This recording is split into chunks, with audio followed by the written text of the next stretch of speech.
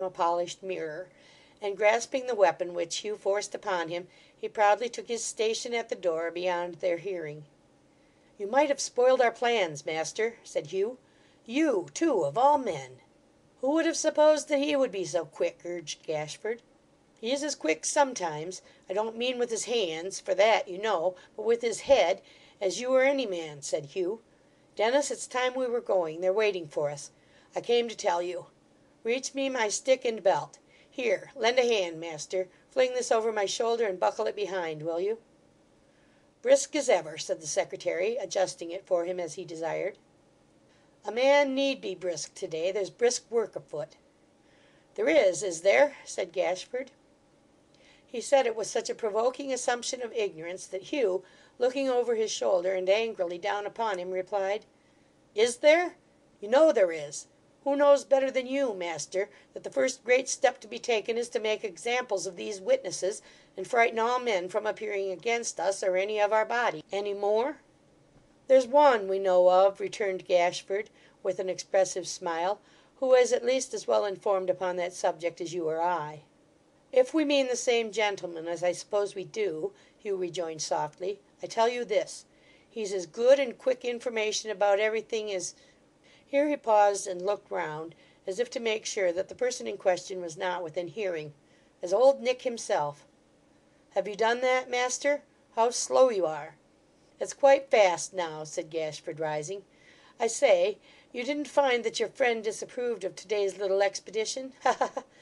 It is fortunate it jumps so well with the witness policy, for, once planned, it must have been carried out. And now you are going, eh?" "Now we are going, master," Hugh replied. "Any parting words?" "Oh dear, no," said Gashford sweetly. "None." "You're sure?" cried Hugh, nudging the grinning Dennis. "Quite sure, eh, Muster Gashford?" chuckled the hangman. Gashford paused a moment, struggling with his caution and his malice; then, putting himself between the two men, and laying a hand upon the arm of each, said in a cramped whisper, "Do not, my good friends, I am sure you will not, forget our talk one night, in your house, Dennis, about this person. No mercy, no quarter, no two beams of his house to be left standing where the builder placed them. Fire, the saying goes, is a good servant but a bad master. Make it his master. He deserves no better. But I am sure you will be firm. I am sure you will be very resolute. I am sure you will remember that he thirsts for your lives, and those of all your brave companions. If you ever acted like staunch fellows, you will do so to-day, won't you, Dennis? Won't you, Hugh?" The two looked at him and at each other, then, bursting into a roar of laughter, brandished their staves above their heads, shook hands, and hurried out. When they had been gone a little time, Gashford followed. They were yet in sight, and hastening to that part of the adjacent fields in which their fellows had already mustered. Hugh was looking back, and flourishing his hat to Barnaby, who, delighted with his trust, replied in the same way, and then resumed his pacing up and down before the stable door, where his feet had worn a path already.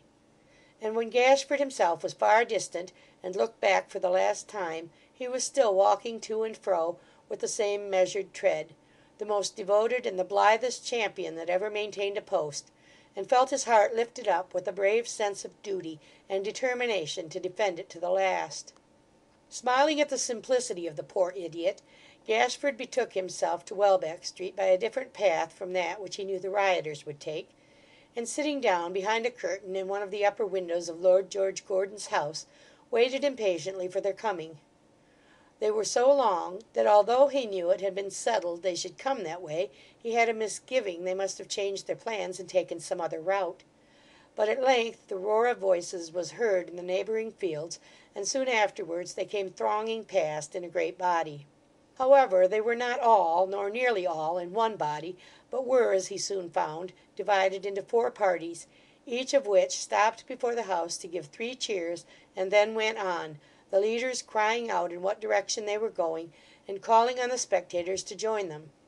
The first detachment, carrying, by way of banners, some relics of the havoc they had made in Moorfields, proclaimed that they were on their way to Chelsea, whence they would return in the same order, to make of the spoil they bore a great bonfire near at hand. The second gave out that they were bound for Wapping, to destroy a chapel, The third, that their place of destination was East Smithfield, and their object the same.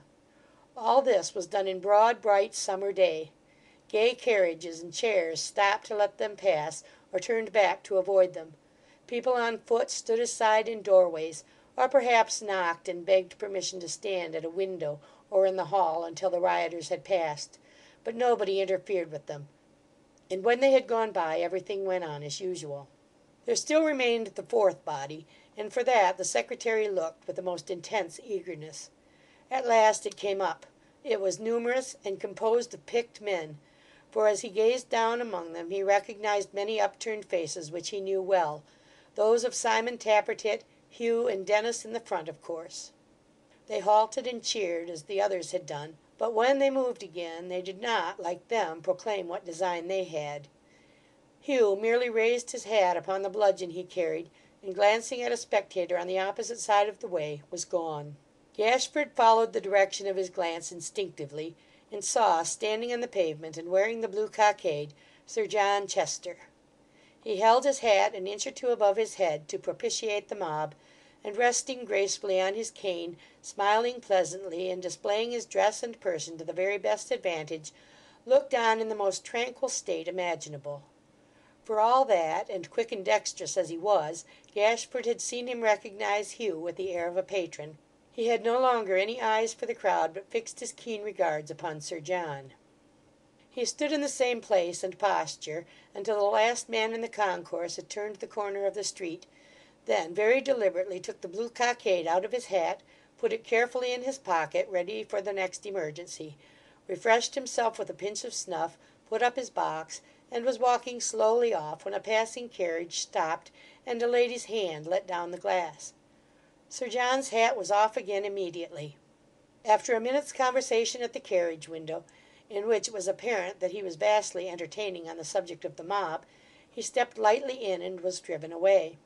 The secretary smiled, but he had other thoughts to dwell upon, and soon dismissed the topic.